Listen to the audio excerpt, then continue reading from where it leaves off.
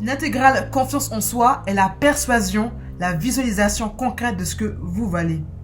Une intégrale confiance en soi se manifeste par un sentiment d'invincibilité. Et je dis bien d'invincibilité, une sorte de puissance intérieure. Je tiens à ajouter que quand je parle d'invincibilité, ça ne veut pas dire abstraction de toute humilité. Vous restez quelqu'un de humble, rempli de sagesse. C'est juste que vous avez tellement confiance en ce que vous pouvez faire et ce que vous savez faire que vous vous sentez assez fort. En soi, si la plupart des gens avaient confiance en eux, ils auront vu leur réelle capacité et leur pouvoir de faire. Dans n'importe quelle situation, vous resterez comme ça. La tête haute. Pourquoi? Car vous savez pertinemment que vous allez gérer la situation. Beaucoup de personnes le traduiraient comme de l'orgueil ou de l'arrogance, alors qu'en fait, c'est faux. C'est juste une confiance en soi, tout simplement. Avoir confiance en soi, il ne suffit pas de dire « j'ai confiance en moi ». Là, vous essayez juste de vous convaincre que vous avez confiance en vous, alors qu'en fait, pas vraiment. C'est simple. Pour avoir confiance en soi, il faut tout simplement et tout d'abord travailler sur soi.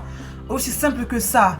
La plupart des gens passent plus de temps à faire semblant pour être acceptés par les autres, au lieu de réellement connaître qui ils sont.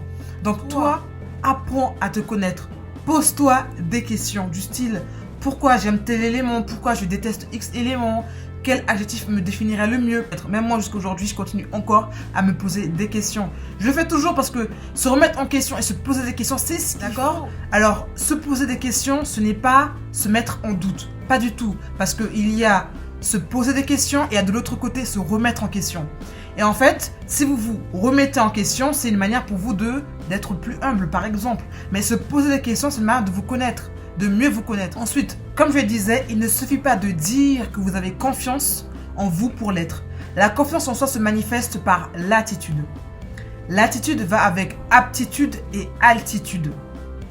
Alors, je m'explique. En fait, aptitude, c'est votre capacité naturelle. C'est ce que vous pouvez faire, vos dons, vos talents, vos capacités, votre niveau intellectuel. Et altitude, c'est le résultat de votre confiance. Ça veut dire que plus vous avez confiance en vous, plus vous allez enchaîner les grands objectifs, des objectifs de plus en plus hauts, poussés par votre aptitude et altitude.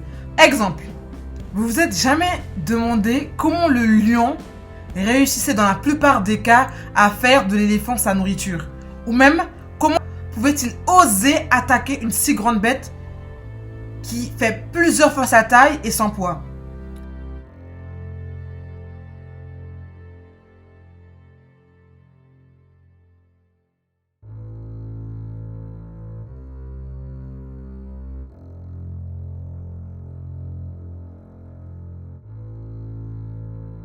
C'est simple, parce que son attitude résulte de sa confiance en lui.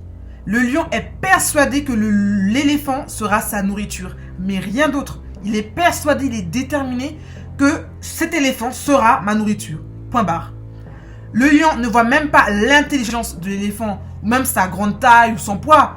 Il voit uniquement ce qu'il veut atteindre, ce qu'il a atteint, by the way. Imaginons que tu as un objectif, aussi imbattable semble-t-il qu'un éléphant. Tu ne dois pas voir l'obstacle, les obstacles, ni l'immensité de l'objectif, ni les complications, mais plutôt le résultat. Rappelle-toi du lion qui voit l'éléphant juste comme un repas acquis. Alors si tu as des amis qui t'aident pas à avancer, mais plutôt le contraire, cela aura de l'influence sur ton comportement, sur ta manière de voir le monde et surtout sur ta manière de te voir. Donc néglige pas les personnes que tu côtoies, fais vraiment attention à ce qu'ils te disent et à ce qu'ils font. Car crois-moi, ils ont réellement de l'influence sur toi. Moi, je me rappelle quand j'étais plus petite, j'ai vraiment sous-estimé leur influence sur moi. Je me disais, non, j'étais une dure. Personne ne peut avoir de l'influence sur moi. En fait, non. Ces personnes-là m'ont influencé. Et après quelques années, je me suis rendu compte que je faisais des choses qui ne me ressemblaient totalement pas. Donc, faites vraiment attention à votre environnement. Le docteur Myles Munroe, je ne sais pas si vous le connaissez, c'est un très grand conférencier bahamien. Il dit que ce genre d'environnement est hostile au progrès de votre graine. La graine est ce qui est en toi, ta force, ton plan de vie, ta réalisation. Une graine dans un pot de fleurs, dans un appartement sans avoir accès à l'eau ni au soleil, la graine ne pourra jamais pousser, devenir un arbre et produire ses fruits. Pourquoi? Car la graine n'a pas tout ce dont elle a besoin pour grandir. Résultat, La graine qui est en toi, toi là qui me regarde, ne pourra jamais grandir, en partie à cause de ton environnement.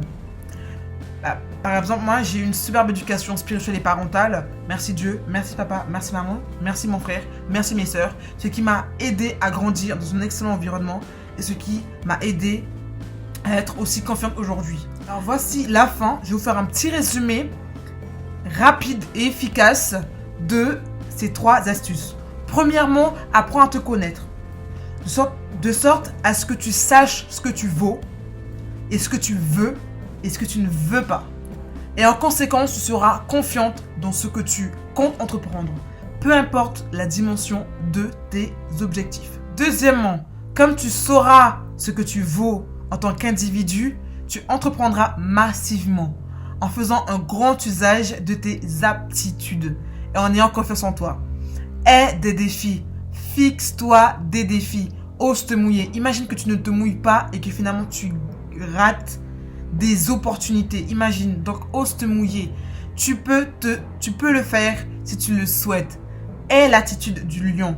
Oublie les obstacles, contemple les résultats. Ne doute pas de toi. Et enfin, fais attention à ton environnement et à ton entourage. Ne les sous-estime pas. Alors, j'ai essayé de vous fournir des astuces le plus objectives que possible. Si vous avez des questions, n'hésitez pas à m'écrire sur Snap ou sur Instagram. N'oubliez pas de partager, de liker et bien sûr de vous abonner. Diversion Squad, à bientôt.